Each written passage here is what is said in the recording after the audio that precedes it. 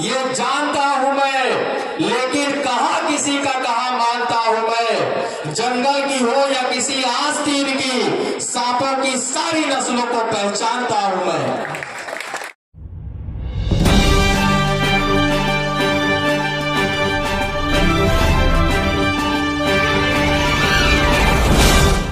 سیدھے یہ بات پوچھنا چاہتا ہوں اور خاص کر کے نوجوان طبقے سے میں پوچھنا چاہتا ہوں کہ انٹرٹینمنٹ کا بات ہوتا ہے یا کسی سیاسی سیکولر پارٹی کی جماعت کی بات ہوتی ہے تو ہم لاکھوں کے بھیڑ میں ابھر کے آتے ہیں، لیکن جب بات حق اور ناحق کی ہوتی ہے، جب بات مولانا صاحب کا قتل ہو جاتا ہے، ٹرین میں دیگر حضرات مسلمانوں کو چن چن کر کے آئیڈینٹیفائی کر کے مارا جاتا ہے، تب ہم لوگ اکٹھا کیوں نہیں ہوتے؟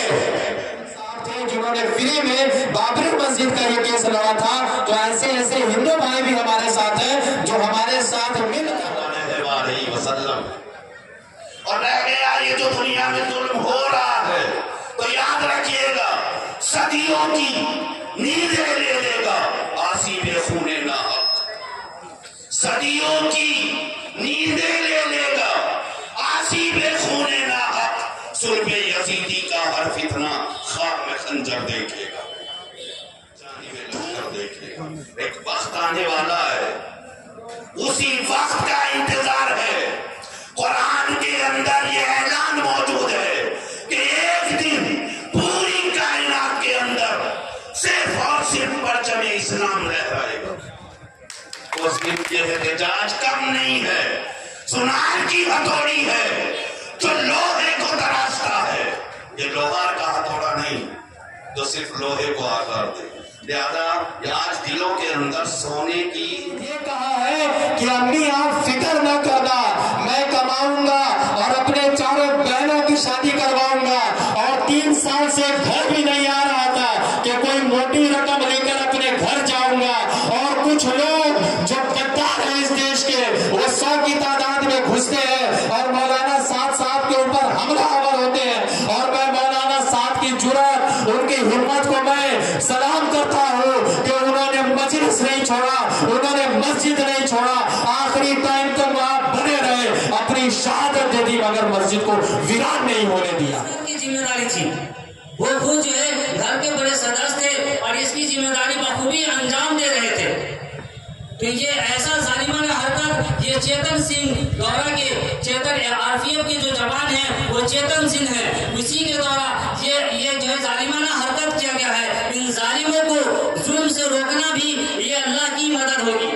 ظالموں کو ظلم کے خلاف روکنا بھی ہمارے لیے کیا ہے، یہ اللہ کی طرف سے مدد ہوگی، اس لیے ہم سب جو ہے اس میں مل کر کے تمام مسلمانوں سے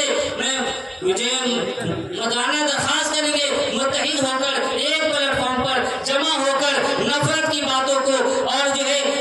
تمام مکتب فکر کو الگ رکھتے ہوئے اللہ اور اللہ کے دین کی اور ایمان والوں کی حفاظت اور تحفظ کے لیے ہم سب ایک جائے گی۔ ہم میں سے ہر ایک، خواہ وہ عقائد سے تعلق رکھتے ہوں یا مذاہب سے تعلق رکھتے ہوں، ہم میں سے ہر ایک شخص ایک ہو جائے گا، اس لیے کہ غیر مذہب یعنی غیر اسلام کے علاوہ جو دوسرے ہیں، اس لیے ہمیں یہ سمجھنا چاہیے کہ فساد مچانے والے ایک خاص طبقہ ہے،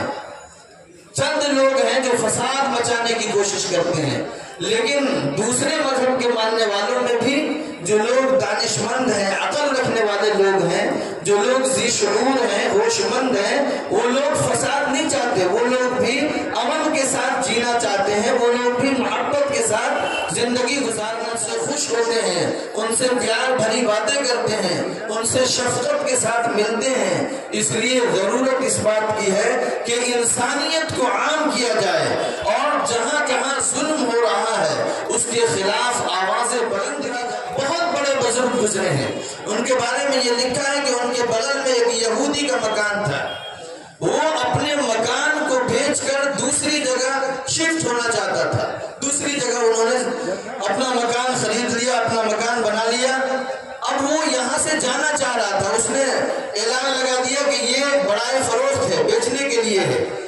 تو جو لوگ بھی آتے اور اس کی قیمت معلوم کرتے کہ اس کی قیمت کیا ہے، تو جو قیمت اس معاشرے میں ماحول میں چل رہا تھا اس کی ڈبل قیمت وہ بتلاتے، मसलन 1000 दीनार कीमत उसकी कीमत है, तो वो बताते कि 2000 दीनार इसकी कीमत है। लोग पूछते कि क्यों ऐसा कह रहे हो, यहाँ पर ये रेट ये कीमत नहीं चल रही है जो तुम बतला रहे हो। तो एक शख्स ने उससे तन्हाई में पूछा कि ये कीमत तुमने क्यों लगा रखा है। तो उन्होंने ये अर्ज किया कि ये कीमत हमने इसलिए लगाया है कि 1000 दीनार तो इस मकान की कीमत है और 1000 दीनार इस मकान के बगल में जो पड़ोस रखते हैं उसकी कीमत है। यानी अब्दुल्ला बिन मुबारक रहमतुल्लाह अलैह इतने ईमानदार और इतने